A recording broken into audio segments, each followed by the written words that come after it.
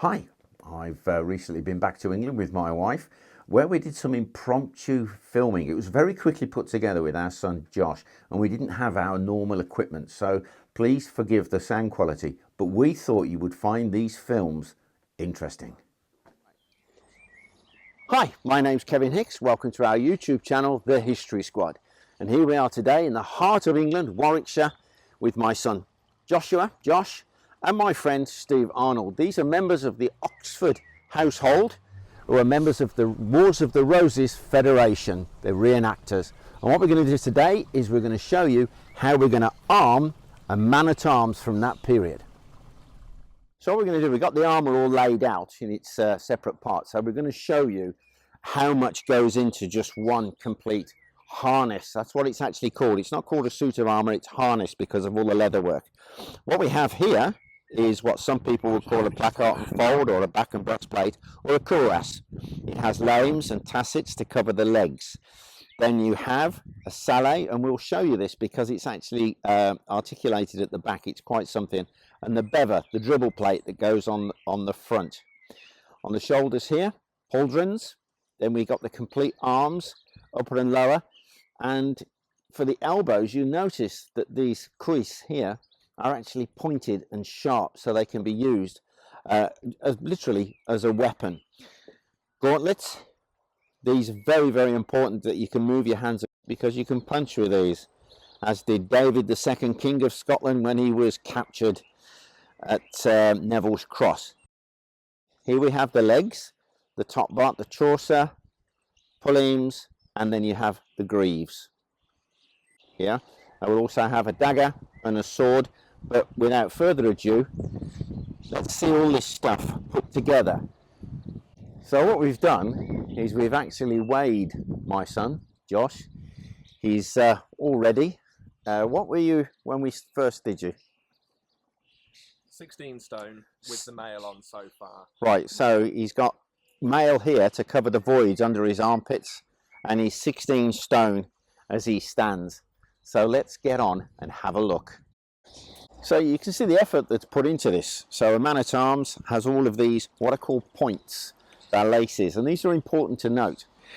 The points easy to feed through, but also if he's wounded, if he needs to escape from the battle, he can slice them and his armour falls off.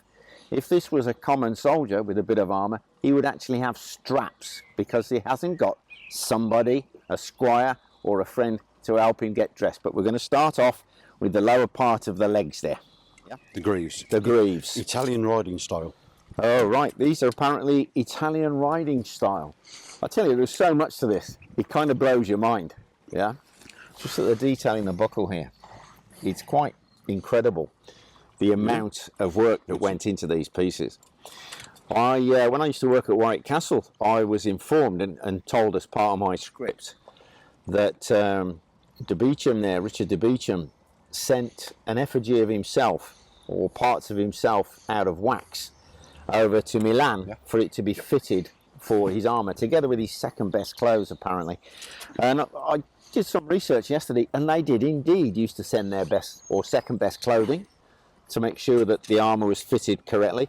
And in one case, a pair of legs were made out of wax and sent to the armourer to ensure that it all fitted correctly. One of the biggest problems if you're going to order armour from across the sea is if you put on weight.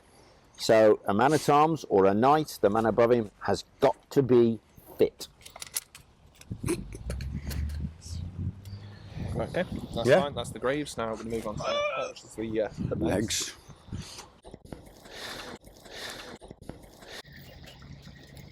Before they put this on, they have to make sure that everything works. All the straps are on the outside. And, you know, I was reading recently that a squire could arm his knight very, very quickly.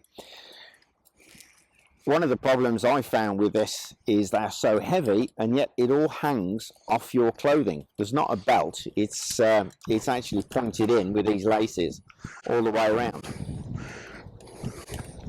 We grab the next leg. I'll start pointing this one. But this has to work perfect. It has to literally emulate a way a person You only got two. I've done the others.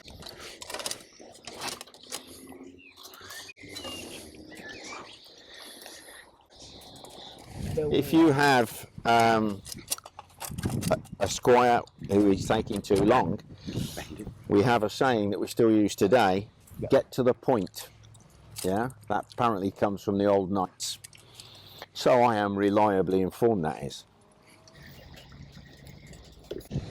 It's interesting when they fasten these, it's a one loop bow because you can get more pressure on the knot and they're also easier to undo. You do a double loop bow, it's not as secure as a single loop. So much detail, isn't it? Yeah. Go on, stand and see if you can move them.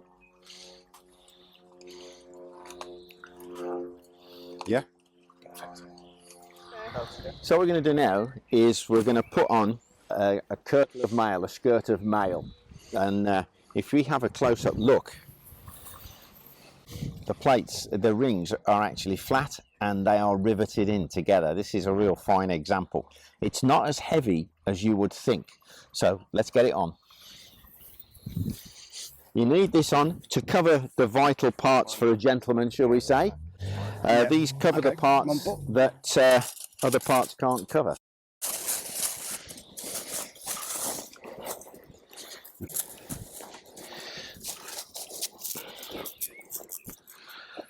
Now, mail or mailleur, it doesn't stop missiles or swords going in. What it is, it's a slash-proof thing. It's literally to stop things slashing across. Yeah, it's just that extra piece of armour, that extra layer of armour. You call that a corset then? No? Oh, just checking. Yep. Right, so what's next then? Might need to assist in this one. Yeah, you might want to go on that side for this one. Right, so I'm now becoming an assistant. Back first, is it? Yep. Right. Put it right in against the torso. Yeah, we're just strapping the back and the front of the cuirass together. We've got to squeeze it all together. You going to do your side first? And the back has to go under. As long as it's in. There you go. Whoa, squeezing somebody into armour, I can tell you, it's not easy. Right, and there we have it. The tassets, the lames, the back and breast, placard and fold, some people call these when they're separate. And how do you feel now? Heavy. Heavy. Right, let's get it all on then. What's next? Arms. The arms. Yeah, sit down for him. He normally wouldn't sit down. The reason we got him sat down is he's 6'3" and we can't reach.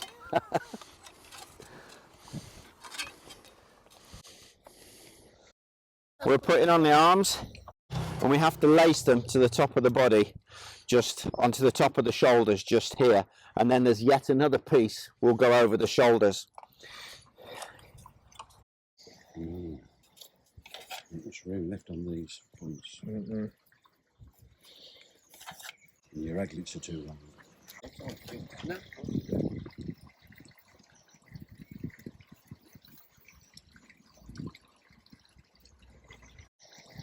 And this has to fit perfectly, yeah, so that he can actually move his arm. Because don't forget, this is his right arm, so he'll need this. Yeah, because they had it in the films, didn't they, where you saw, I think it's Sir Laurence Olivier being winched onto a horse in the film Henry V. It's nonsense. Yeah, these men were athletes. They could jump onto a horse if necessary. Yeah, in their armour. They used to do all those feats of gambolling and so on and so forth to show their prowess of how fit they were and how well the armour worked. But what we're going to do now, we're going to get onto the shoulders. Is that right? Pauldrons. What about the That's last. the dribble plate, the bever? Is that on after? Right. This is the bever plate, known as a bevoir, dribble plate or vomit plate.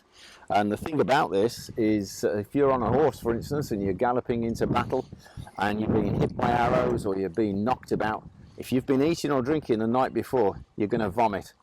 it was often called a vomit plate, right? So it's to protect the throat. Let's get him on. So it's fastened around the neck, and it's also fastened at the front to the actual breastplate. Once again, everything single bow, and it can be cut if we need to get this up. This one, it's actually brought up, so it covers the lower part of the face. Very simple. Yeah, I don't like these. I'm glad I'm a common bowman, really, because this stuff, it's beyond me. Now, shoulders next. Yeah. Right, these are actually lamed. As you can see, they move in their own right. Yeah, articulated. I'm going to bring it up just to show you what it's all about. Yeah, so the whole thing moves. That's the thing about the whole harness. It has to move the same as your body. Yeah. Once again, being fastened with points, and you can start to see now the layers building up of steel. Right, how does that feel?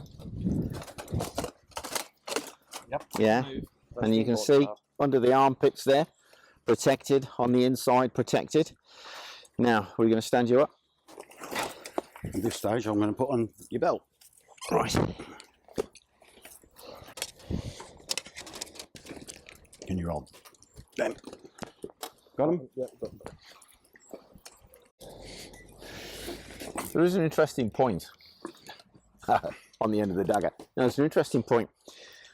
Although there aren't many embellishments on the armour, when it comes to straps for his sword or for his purse, they always add extra detail just to show that they can afford all of this. Yeah, so you can see a nice buckle, yeah, a good dagger. I mean, look at the decoration on this. It's lovely.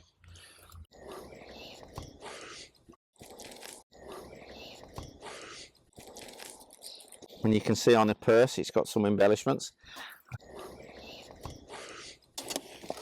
Now the sword, hand-and-a-half sword that we're just fitting to it, which is commonly called a bastard sword. Yeah.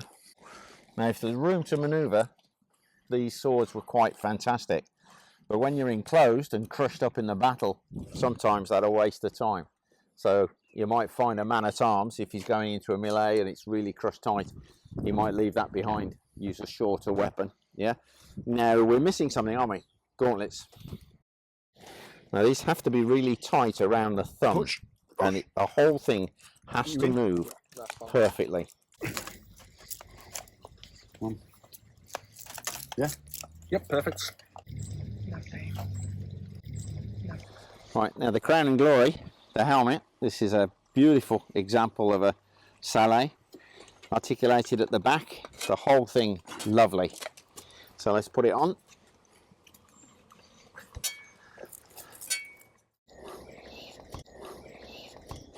So we now need to know, once he is complete now, look at him, everything's covered, he's ready for combat. We need to know, how heavy is he? So we'll give him his pole axe, yeah, he's ready to go, deadly, armed to the teeth. Now step on the scales. So he has gone from, in English, from 16 stone to roughly 22. So that's 6 stone that he's put on. Yeah, he's gone from 100 kilos to 140. So that's 40 kilos of weight. And these men had to fight in this, ride horses in this, until the day was done. Right, so here we are, a fully armoured man-at-arms, War of the Roses, Battle of Bosworth kind of thing. His bever is up and his visor is down. As you can see, he is quite formidable. And just the weight alone, if he careered into you, wow. But the fact is, though, he can use that. Can you give us a quick swing?